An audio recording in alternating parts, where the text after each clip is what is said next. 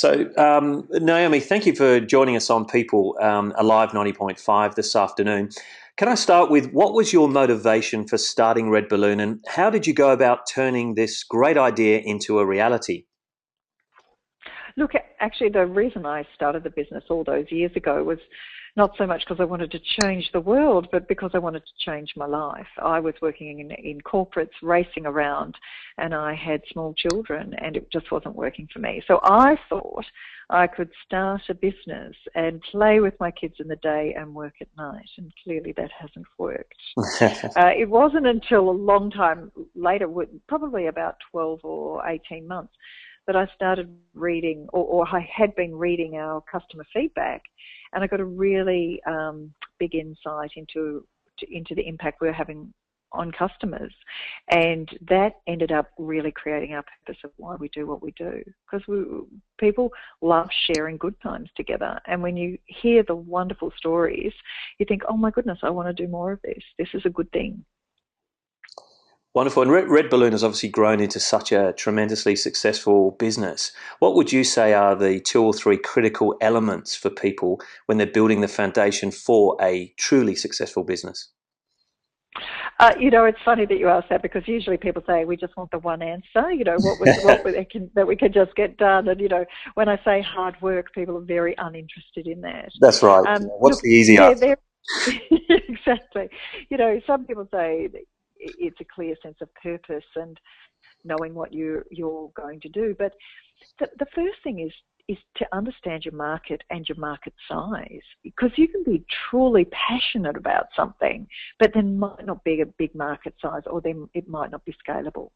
So does the business operate without the unique set of skills of an individual? So is it truly scalable, and is there a large market for it? And that's the first piece of work to do. You might see the problem. You might want to solve that problem. You might be really passionate about that. But if there's only 4 other people on the planet who are interested in solving that problem, it might not be a business. So first of all, is looking at the market size, the scalability, that is the repeatable things that you can do to grow it that don't require a unique set of skills. And then obviously it's really making sure you are speaking of what problem are you solving. And it's absolutely okay to keep a business small.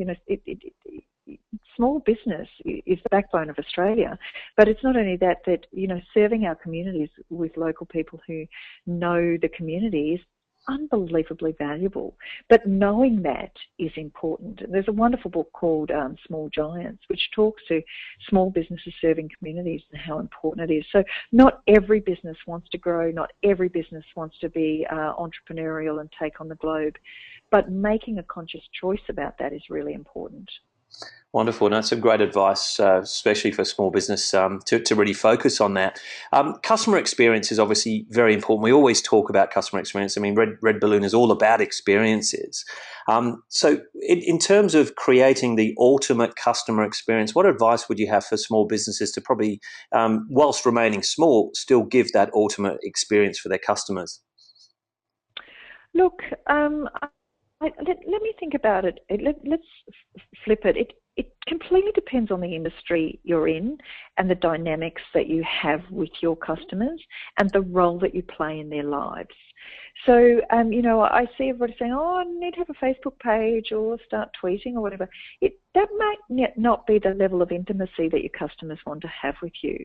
And so understanding what level of engagement your customer wants to have is the first part of customer experience. Some people just want to transact, and the best way you can serve them is to be quick, efficient, and effective. Other people want to have a relationship with you. They want to feel that they're a part of you, and that they're your advisor, and that they're literally helping you grow.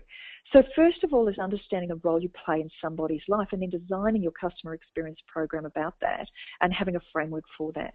We found at Red Balloon that we have a very, we get to be in people's very intimate experiences, meaning that it may well be somebody proposing to their girlfriend, or it may be a 21st birthday or a 50th. And these are very intimate celebrations. So we find that we can have a very deep connection with some of our customers, and others literally just want to buy a voucher at the website in 2 seconds because, you know, they're last minute Larry and it's Christmas morning and I quickly better get something, and that's how they want to transact. So the first thing is to understand how the customer wants to transact with you.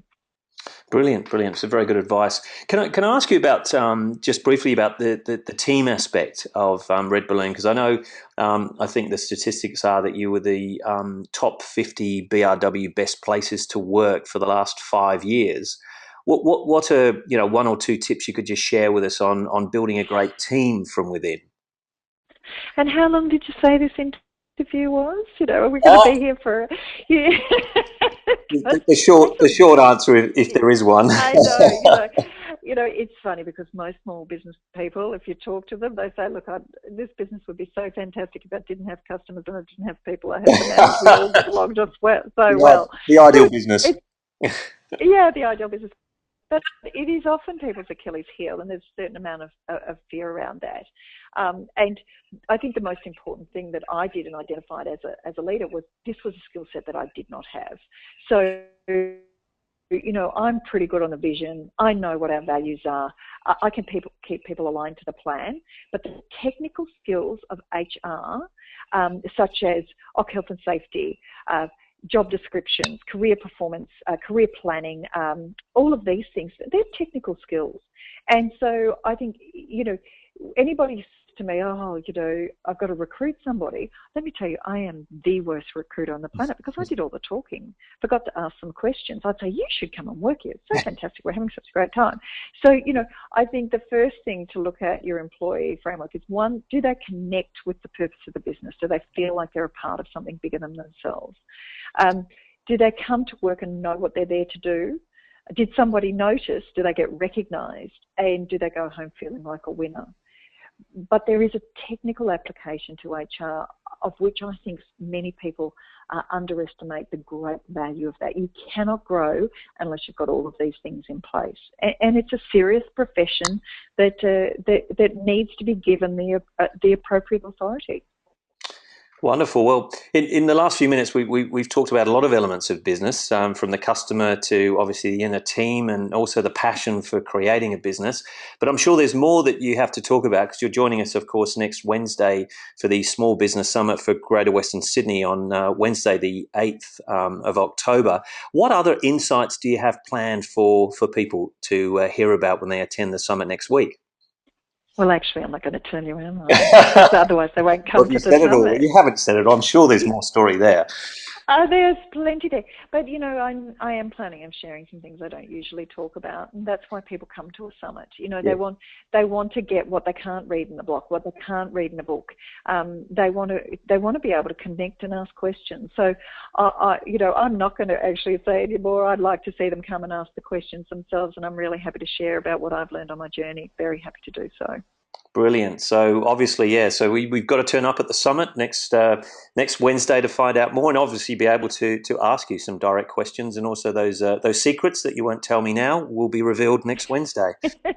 Absolutely. Thanks for joining us on People on Alive 90.5, and I very much look forward to meeting you in person at the Small Business Summit for Greater Western Sydney next Wednesday. Thanks, Naomi. I look forward to meeting you too.